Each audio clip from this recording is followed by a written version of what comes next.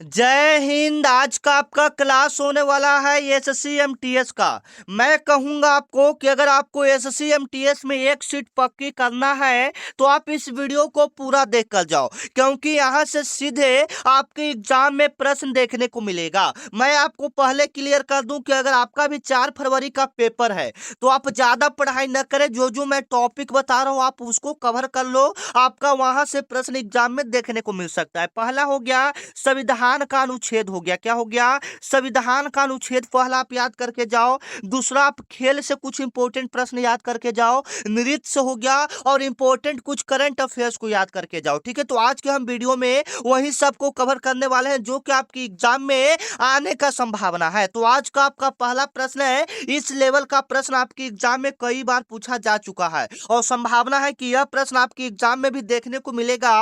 भारतीय संविधान में आपातकाल से संबंधित प्रावधान किस भाग में है? यह जो प्रश्न है बाबू सीधे एसएससी एमटीएस में आने का संभावना है, तो आप इसको अच्छे से देखकर जाना है कि भारतीय संविधान में आपातकाल से संबंधित प्रावधान किस भाग में है। तो याद रखिएगा भाग 18 में है। किस भाग में है? भाग 18 में आपातकाल से संबंधित है। प्रावधान किस भाग में है? तो भाग 18 में आपका आपातकाल से संबंधित है। अगर यह पूछेगा कि यह किस अनुच्छेद में आता है, अनुच्छेद 352 याद रखिएगा, ये आपकी एग्जाम में पूछा गया सवाल है। आपातकाल किस अनुच्छेद के अंतर्गत आता है? तो अनुच्छेद 352 के तहत आता है। ठीक है ना, एकदम वेरी वेरी इंपॉर्टेंट क्वेश्चन है, आपको इसको याद कर लेना है कि किस भाग के अंतर्गत आता है। तो भाग 18 और अनुच्छेद पूछेगा तो अनुच्छेद 352 के तहत आता है। ठीक है, आगे चलिए।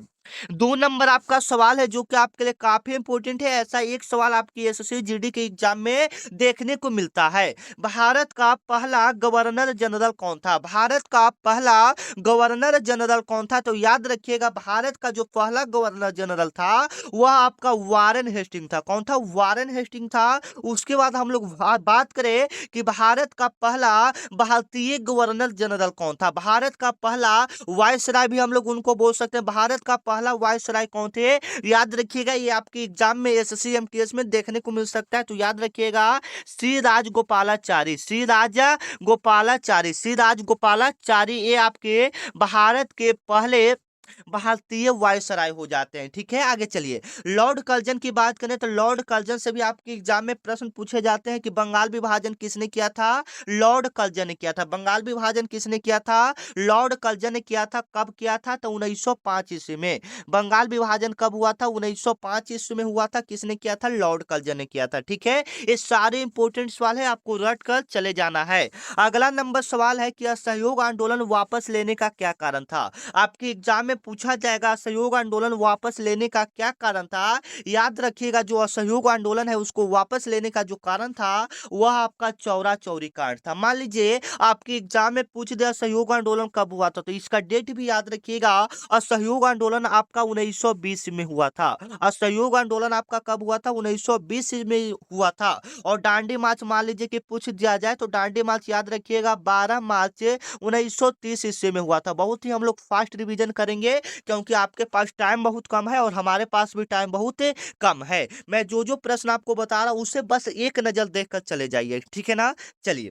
अगला नंबर सवाल है जो कि आपके लिए काफी इंपॉर्टेंट है। 4 नंबर आपका सवाल है, पृथ्वी के वायुमंडल में सबसे अधिक मात्रा में पाई जाने वाली गैस कौन सा है? पृथ्वी के वायुमंडल में सबसे अधिक मात्रा में पाई जाने वाली गैस कौन सा है? तो आप याद रखिएगा दोस्तों, जो कि सीधे आपके एसएससी एमटीएस के एग्जाम में टकराएगा। तो पृथ्वी के वायुमंडल में सबसे अधिक मात्रा में पाई जाने वाली जो गैस है वो आपका नाइट्रोजन है। कौन सा गैस है? नाइट्रोजन है, जो कि वायुमंडल में 78% पाया जाता है। कितना परसेंट पाया जाता है? 78% पाया जाता है। ठीक है, याद रखिएगा। अगला नंबर सवाल अगर पूछ दे कि ऑक्सीजन वायुमंडल में कितना परसेंट पाया जाता है, तो 21% पाया जाता है। ठीक है, कार्बन डाइऑक्साइड कितना परसेंट पाया जाता है? तो 0.003% पाया जाता है। अगर आपने अभी तक चैनल को सब्सक्राइब नहीं किया है तो चैनल को सब्सक्राइब कर लो, क्योंकि इस चैनल पर आपको सभी एग्जाम की तैयारी करवाई जाती है। ठीक है ना, हाल फिलहाल में तो SSC MTS, SSC GD, BSSC का ये सब का तैयारी करवाया जा रहा है। जो ग्रुप डी का आया है तो उसका भी तैयारी आप लोग का इसी चैनल पर होगा, तो चैनल को सब्सक्राइब कर लीजिएगा। ठीक है, आगे चलिए। अगला नंबर सवाल है दोस्तों जो कि आपके एसएससी एमटीएस के एग्जाम में देखने को मिल सकता है, भारत की पहली महिला राज्यपाल कौन थी? एकदम वायरल सवाल है। भारत की प्रथम महिला पहली महिला राज्यपाल कौन थी? भारत की पहली महिला राज्यपाल कौन थी? तो याद रखिएगा, भारत की जो पहली महिला राज्यपाल है वो आपका कौन हो जाएगा? कोई बच्चे बता सकते हैं कि बच्चे का आ रहा है सर, सुचेता कृपलानी होगा। सुचेता कृपलानी होगा। देख लेते हैं सुचेता कृपलानी होगा कि नहीं होगा। उससे पहले मैं आपको क्लियर कर दूं, इंदिरा गांधी आपके भारत के प्रथम महिला प्रधानमंत्री हैं। भारत के प्रथम महिला प्रधानमंत्री कौन हो जाएंगे? इंदिरा गांधी हो जाएंगे, आप याद रखिएगा। अगर आपके एग्जाम में पूछे कि भारत की पहली महिला राष्ट्रपति कौन है, राष्ट्रपति पूछेगा, प्रेसिडेंट महिला में पूछेगा, तो राष्ट्रपति आपका कौन हो जाएंगे? याद रखिएगा, राष्ट्रपति आपका कौन हो जाएंगे? बताइए तो। प्रतिभा पाटिल। कौन हो जाएंगे? प्रतिभा पाटिल हो जाएंगे। याद रखिएगा, ये कब बनी थी? 2007 ईस्वी में बनी थी। ठीक है, हम लोग फटाफट रिवीजन करेंगे। इस वीडियो में जितने भी आपको प्रश्न बताएंगे वो सीधे आपके एग्जाम में आने वाला सवाल रहेगा। इंकलाब जिंदाबाद का नारा से भी एक प्रश्न आपके एग्जाम में पूछा जाता है। इंकलाब जिंदाबाद का नारा किसने दिया था? इंकलाब जिंदाबाद का नारा किसने दिया था? एकदम वायरल सवाल है, आपको याद रखना है। आपके एग्जाम में ये सवाल पूछा जाएगा। इंकलाब जिंदाबाद का नारा भगत सिंह ने दिया था। किसने दिया था? भगत सिंह ने दिया था। ये ऑप्शन आपका क्या हो जाएगा? बिल्कुल राइट हो जाएगा। 7 नंबर आपका सवाल है जो कि आपके एग्जाम में पूछा जा सकता है कि मानव शरीर में रक्त को शुद्ध करने वाला अंग कौन सा है? मानव शरीर में रक्त को शुद्ध करने वाला अंग कौन सा है? बिल्कुल इंपॉर्टेंट सवाल है, ये आपके एग्जाम में आ सकता है, अच्छे से देख लेना है। तो कौन सा ऐसा अंग है जो रक्त को शुद्ध करता है यानी साफ करता है? सभी बच्चे को पता है, जो किडनी आपका होता है, जो किडनी होता है वो रक्त को क्या करता है? साफ करता है। तो यकृत होगा, लीवर नहीं होगा, हृदय नहीं होगा, फेफड़ा नहीं होगा, तो क्या हो जाएगा? गुर्दा हो जाएगा। क्या हो जाएगा? गुर्दा हो जाएगा। डी ऑप्शन आपका क्या हो जाएगा? बिल्कुल राइट हो जाएगा। मानव शरीर का सबसे बड़ा अंग कौन सा हो जाएगा? यकृत हो जाएगा, जिसको हम लोग लीवर बोलते हैं। मानव शरीर का सबसे बड़ा अंग क्या हो जाएगा? यकृत हो जाएगा, जिसको हम लोग क्या बोलते हैं? लीवर बोलते हैं। ठीक है, आगे चलिएगा। 8 नंबर आपका सवाल है कि शून्य का खोज किसने किया था? आप लोग चैनल को दबाकर सब्सक्राइब कर लीजिए, क्योंकि जब तक आपका एग्जाम चलेगा एसएससी एमटीएस का क्लासेज इसी चैनल पर मिलेगा आपको। ठीक है ना? और जो भी आने वाली वैकेंसी, जैसे में रेलवे ग्रुप डी की तैयारी आपका हो रहा है, तो चैनल को सब्सक्राइब करके रखेंगे। ठीक है, शून्य का खोज किसने किया था? तो आर्यभट्ट ने किया था। सभी को पता है शून्य का खोज किसने किया था?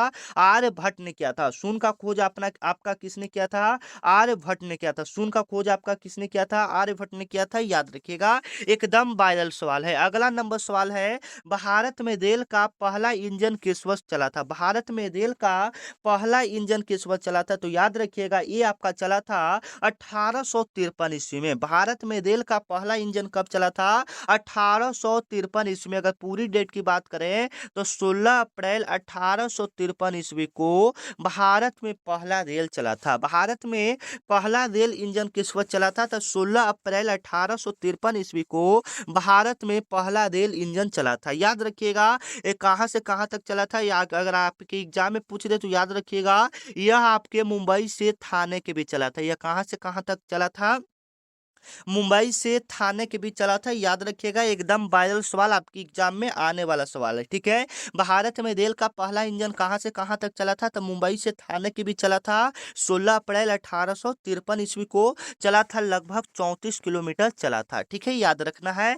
अगला सवाल है कि 10 नंबर आपका सवाल है कि भारतीय संसद का उच्च सदन कौन होता है? भारतीय संसद का आपका उच्च सदन कौन सा होता है? तो याद रखिएगा, भारतीय संसद का जो उच्च सदन आपका होता है वह आपका राज्यसभा होता है। कौन सा होता है? राज्यसभा। संसद का दो सदन होता है। कितना सदन होता है? दो सदन होता है। एक आपका पहला लोकसभा होता है और एक आपका दूसरा क्या होता है? राज्यसभा होता है। दूसरा आपका क्या होता है? राज्यसभा होता है। पहला है आपका लोकसभा और दूसरा आपका क्या होता है? राज्यसभा होता है।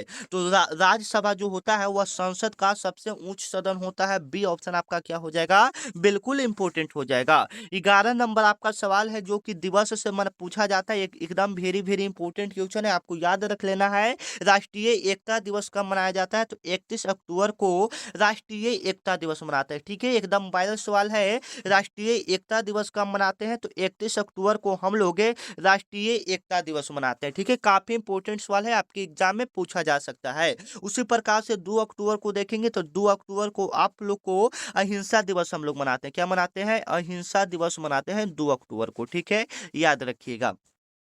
अगला नंबर सवाल है 12 नंबर आपका सवाल है जो कि आपकी एग्जाम में आ सकता है। भारत का सबसे छोटा राज्य क्षेत्रफल के आधार पर कौन है? क्षेत्रफल के आधार पर भारत का सबसे छोटा राज्य कौन सा हो जाएगा? बिल्कुल राइट आंसर आपका हो जाएगा गोवा। क्षेत्रफल के आधार पर भारत का सबसे बड़ा राज्य कौन सा हो जाएगा? गोवा हो जाएगा। अगर क्षेत्रफल के आधार पर भारत का सबसे बड़ा राज्य पूछेगा तो क्या हो जाएगा? राजस्थान हो जाएगा। क्या हो जाएगा? राजस्थान। याद रखिएगा राजस्थान। अगर राजस्थान का क्षेत्रफल आपके एग्जाम में पूछ दिया जाए कि राजस्थान का कुल क्षेत्रफल कितना है, तो याद रखना है 3,42,239 किलोमीटर है।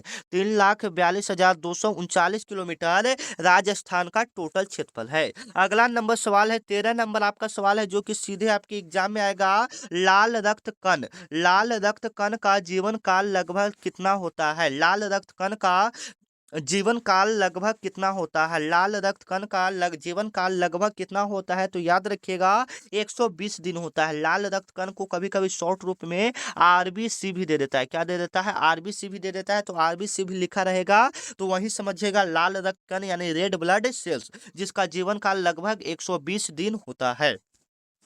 अगला नंबर सवाल है 14 नंबर आपका सवाल है कि संविधान का जनक किसे कहा जाता है? एकदम वायरल सवाल है। आपकी एग्जाम में ऐसा सवाल देखने को मिलता है कि संविधान का जनक किन्हें कहा जाता है। याद रखिएगा संविधान का जनक हम लोग भीमराव अंबेडकर को कहते हैं। संविधान का जनक हम लोग किनको कहते हैं? भीमराव अंबेडकर को कहते हैं। एकदम वायरल सवाल है, आपके एग्जाम में आने वाला सवाल है। 15 नंबर आपका सवाल है, आप याद रखिएगा भारत का राष्ट्रीय वृक्ष कौन सा है? भारत का राष्ट्रीय वृक्ष कौन सा है? एकदम वेरी वेरी इंपॉर्टेंट क्वेश्चन, आप याद रखिएगा। भारत का जो राष्ट्रीय वृक्ष है वो आपका बरगद हो जाएगा। क्या हो जाएगा? बरगद हो जाएगा। बी ऑप्शन आपका क्या हो जाएगा? बिल्कुल राइट हो जाएगा। और ये सिंपल क्वेश्चन है तो आप लोग भी इसका जवाब कमेंट में दे देंगे। चलिए अगला नंबर सवाल है कि सार्क का स्थापना किस वर्ष हुआ था? उससे पहले आपकी एग्जाम में पूछा जाता है सार्क का मुख्यालय कहाँ है? सार्क का मुख्यालय कहाँ है? तो काठमांडू में है। कहाँ में है? काठमांडू में है। याद रखिएगा सार्क का मुख्यालय कहाँ में है?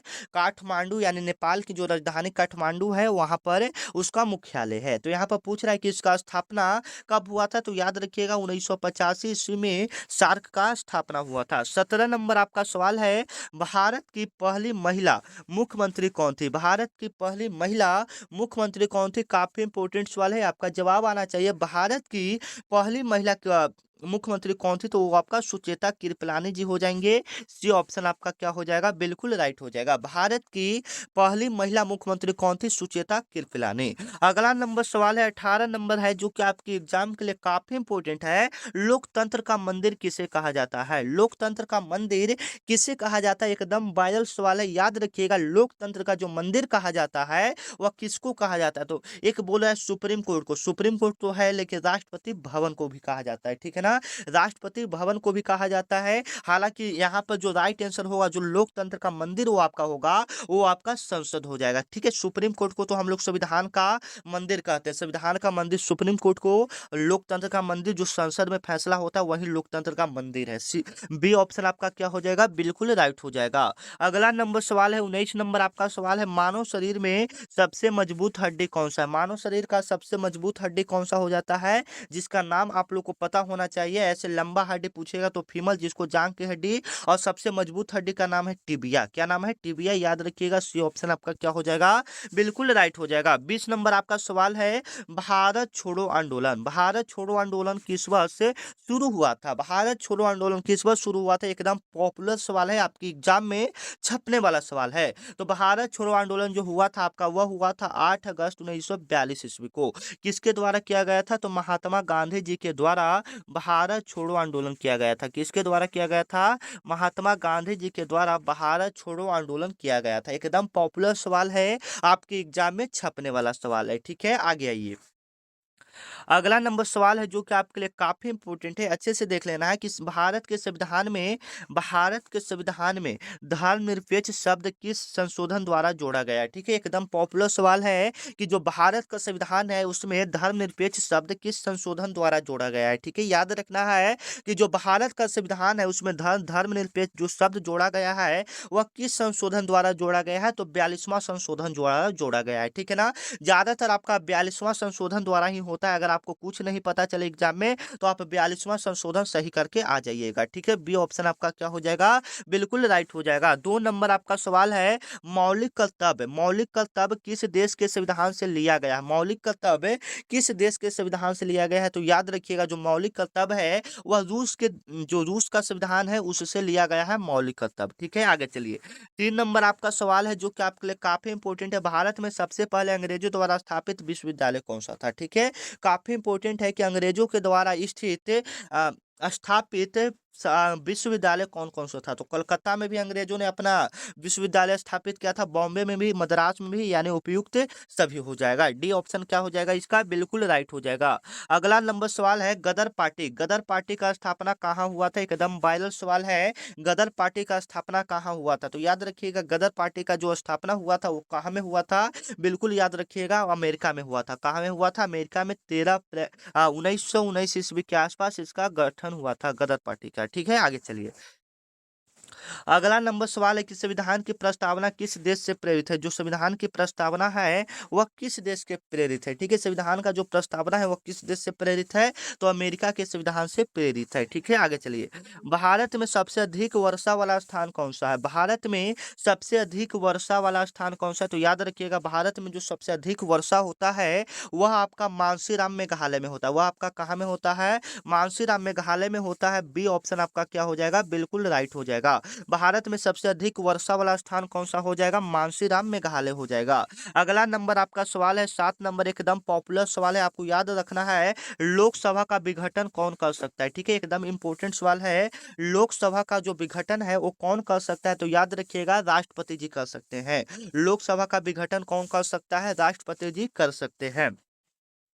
8 नंबर आपका सवाल है कि मानव शरीर में इंसुलिन हार्मोन किस अंग से निकलता है? मानव शरीर में इंसुलिन हार्मोन किस अंग से निकलता है? तो याद रखिएगा, ये आपका अग्नाशय से निकलता है। मानव शरीर में जो इंसुलिन हार्मोन निकलता है वो कहाँ से निकलता है? ये आपका अग्नाशय से निकलता है। कहाँ से निकलता है? अग्नाशय से निकलता है। सी ऑप्शन आपका क्या हो जाएगा, बिल्कुल राइट हो जाएगा। 9 नंबर आपका सवाल है जो कि आपकी एग्जाम में आ सकता है, स्वदेशी आंदोलन किस वर्ष हुआ था? स्वदेशी आंदोलन किस वर्ष हुआ था? 1905 ईस्वी में आपका स्वदेशी आंदोलन हुआ था। ए ऑप्शन आपका क्या हो जाएगा, बिल्कुल राइट हो जाएगा। 10 नंबर आपका सवाल है, भारत का सबसे बड़ा डेल्टा कौन सा है? भारत का सबसे बड़ा डेल्टा कौन सा? याद रखिएगा, भारत का जो सबसे बड़ा डेल्टा आपका होगा वह सुंदरवन डेल्टा होगा। भारत का सबसे बड़ा डेल्टा कौन सा हो जाएगा? सुंदरवन डेल्टा हो जाएगा, जो कि पश्चिम बंगाल में स्थित है। इसको सुंदरवन डेल्टा का नाम कभी कभी आपके एग्जाम में गंगा ब्रह्मपुत्र डेल्टा भी दे देता है। क्या दे देता है? गंगा ब्रह्मपुत्र डेल्टा भी सुंदरवन डेल्टा का ही नाम है, जो कि गंगा ब्रह्मपुत्र नदी के